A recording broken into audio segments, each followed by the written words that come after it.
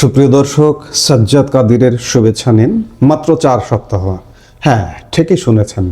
Donald ট্রাম্পের দাবি অনুযায়ী ইরানের শক্তিশালী সামরিক সাম্রাজ্য ধুলোয় মিশিয়ে দিতে আমেরিকার সময় লাগবে মাত্র 28 দিন। কিন্তু কেন এই নির্দিষ্ট সময়সীমা? তেহরানের মাটির নিচে এমন কি আছে যা ট্রাম্পের এই আত্মবিশ্বাসের মূল কারণ? আজ আমরা ফাঁস করব ট্রাম্পের সেই গোপন 4 উইক মাস্টার প্ল্যান, যা কাঁপিয়ে দিচ্ছে পুরো মধ্যপ্রাচ্যকে। বিশ্ব রাজনীতির মঞ্চে এক বিশাল বিস্ফোরণ। মার্কিন প্রেসিডেন্ট ডোনাল্ড ট্রাম্পের একটি বক্তব্য এখন সারা দুনিয়ায় তোলপাড় সৃষ্টি করেছে। ইরানের সাথে চলমান উত্তেজনা নিয়ে ট্রাম্প যে সময়সীমা বেঁধে দিয়েছেন তা শুনে থমকে গেছে আন্তর্জাতিক মহল। ট্রাম্পের স্পষ্ট বার্তা, ইরান যুদ্ধে 4 সপ্তাহ পর্যন্ত লাগতে পারে। অনেকের মনেই প্রশ্ন জাগছে, কেন মাত্র 4 সপ্তাহ? ইরান কি এতই দুর্বল যে মার্কিন ও ইসরায়েলি আক্রমণের মুখে মাত্র 1 মাসও টিকতে পারবে না? নাকি এর পেছনে লুকিয়ে আছে কোনো গভীর রণকৌশল? আলাপের শুরুতেই আমাদের দেখতে হবে ট্রাম্প ঠিক কি বলেছেন। ব্রিটিশ সংবাদ মাধ্যম ডেইলি মেইলকে দেওয়া এক সাক্ষাৎকারে ট্রাম্প স্পষ্টভাবে বলেন, এটি শুরু থেকেই একটি 4 সপ্তাহের প্রক্রিয়া হিসেবে ধরা হয়েছে।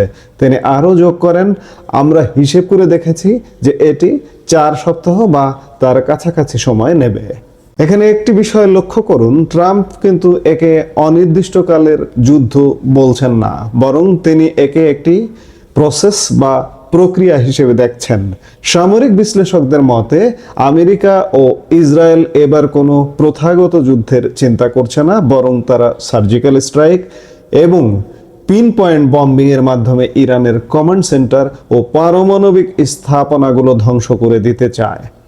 ট্রাম্প আরও বলেছেন, আমাদের আক্রমণ যত শক্তিশালী হোক না কেন, ইরান একটি বড় দেশ, অর্থাৎ তিনি ইরানের ভৌগোলিক বিশালতাকে স্বীকার করছেন, কিন্তু সেই সাথে নিজের বাহিনীর সক্ষমতার উপর অগাধ আত্মবিশ্বাস দেখাচ্ছেন। ট্রাম্পের ভাষায় এটি সম্পন্ন করতে 4 সপ্তাহ বা তার কম সময় লাগবে। লক্ষ্য করুন, তিনি কম সময় শব্দটি ব্যবহার করেছেন। তার মানে ওয়াশিংটনের ডেস্কে এমন কোনো নীল নকশা আছে যা দিয়ে খুব দ্রুত ইরানি প্রতিরোধ গুড়িয়ে দেওয়ার পরিকল্পনা করা হয়েছে। বর্তমানে ইরানে যে সামরিক অভিযান চলছে তার নাম দেওয়া হয়েছে অপারেশন এপিক ফিউরি। মার্কিন সেন্ট্রাল কমান্ড বা সেন্টকমের তথ্য অনুযায়ী গত কয়েকদিনে এই পরিস্থিতির নাটকীয় পরিবর্তন হয়েছে। ট্রাম্প দাবি করেছেন, ইতিমধ্যেই ইরানের সম্পূর্ণ সামরিক কমান্ড ধ্বংস হয়ে গেছে। তিনি এক ভিডিও বার্তায় জানিয়েছেন, মার্কিন ও ইসরায়েলি যৌথ বাহিনী ইরানের শত শত লক্ষ্য বস্তুতে আঘাত হেনেছে। এর মধ্যে রয়েছে রেভলিউশনারি গার্ডের আস্তানা, ইরানের বিমান প্রতিরক্ষা ব্যবস্থা এবং মাত্র কয়েক মিনিটের মধ্যে 9টি ইরানি যুদ্ধজাহাজ ডুবিয়ে দেওয়ার দাবিও করেছেন তিনি। সবচেয়ে চাঞ্চল্যকর খবর হলো, ইসরায়েলে হামলায় ইরানের সর্বোচ্চ নেতা আয়াতুল্লাহ আলী খমেনির মৃত্যুর খবর নিশ্চিত করেছে অনেক আন্তর্জাতিক সংবাদ মাধ্যম। যদিও ইরান পাল্টাপাল্টি হামলা চালাচ্ছে, কিন্তু ট্রাম্পের দাবি অনুযায়ী ইরানের হাজার হাজার কর্মকর্তা এখন আত্মসমর্পণ করতে চাইছেন এবং তারা ইনডেমনিটি বা ক্ষমা প্রার্থনা করছেন। কিন্তু এই যুদ্ধের চড়া মূল্য দিতে হচ্ছে। ট্রাম্প নিজে স্বীকার করেছেন যে অভিযানে ইতিমধ্যেই 3 জন মার্কিন সেনা নিহত হয়েছেন এবং আরও প্রাণহানির আশঙ্কা রয়েছে।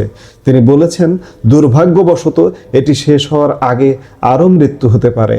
এই লাইনটি অত্যন্ত গুরুত্বপূর্ণ। ট্রাম্প তার দেশের মানুষকে একটি লম্বা এবং রক্তাক্ত যুদ্ধের জন্য মানসিকভাবে প্রস্তুত করছেন।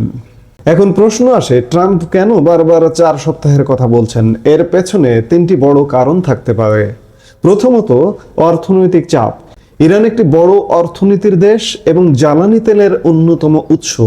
এই যুদ্ধ দীর্ঘস্থায়ী হলে বিশ্ববাজারে তেলের দাম আকাশচুম্বী হবে, যা ট্রাম্পের নিজের দেশের অর্থনীতির জন্য ক্ষতিকর। তাই তিনি দ্রুত জয় চান। দ্বিতীয়ত, রিপোর্ট অনুযায়ী ইসরায়েলি প্রধানমন্ত্রী নেতানিয়াহু এবং সৌদি যুবরাজ মোহাম্মদ বিন সালমান ট্রাম্পকে এই হামলার জন্য জোরালো উৎসাহ দিয়েছেন। তারা চেয়েছিলেন ইরানকে এমন এক ধাক্কা দিতে যা ইরানকে দশকের পর দশক পিছিয়ে দেবে।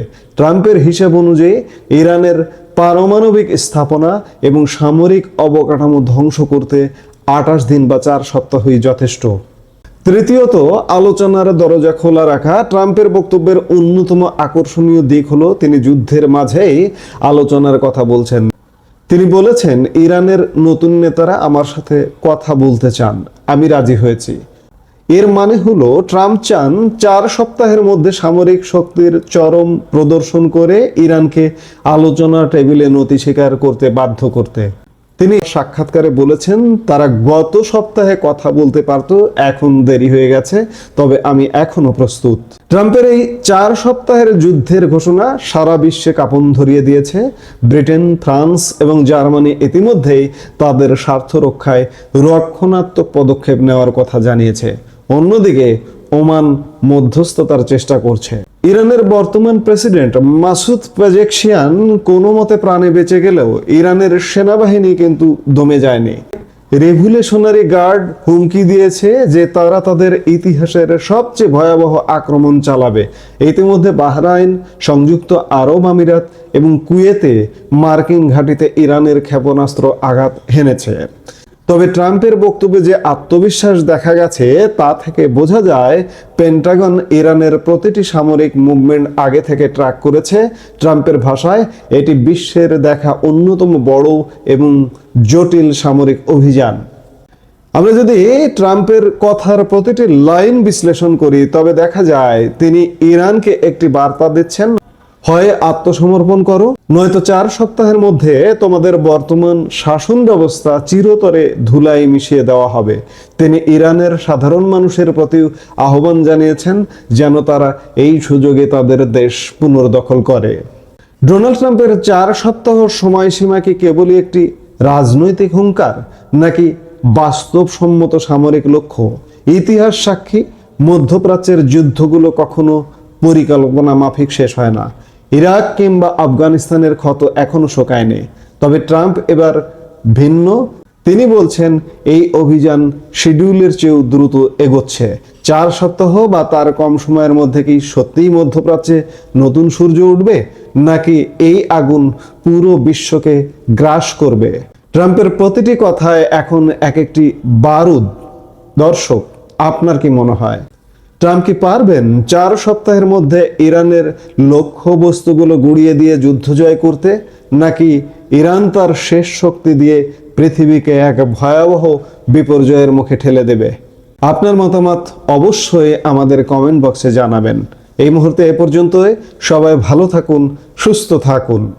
আমাদের ভিডিওগুলো নিয়মিত পেতে সাবস্ক্রাইব করুন Sajjad Kadir and the legends YouTube channel এবং লাইক, কমেন্ট, শেয়ার করে সাথে থাকুন।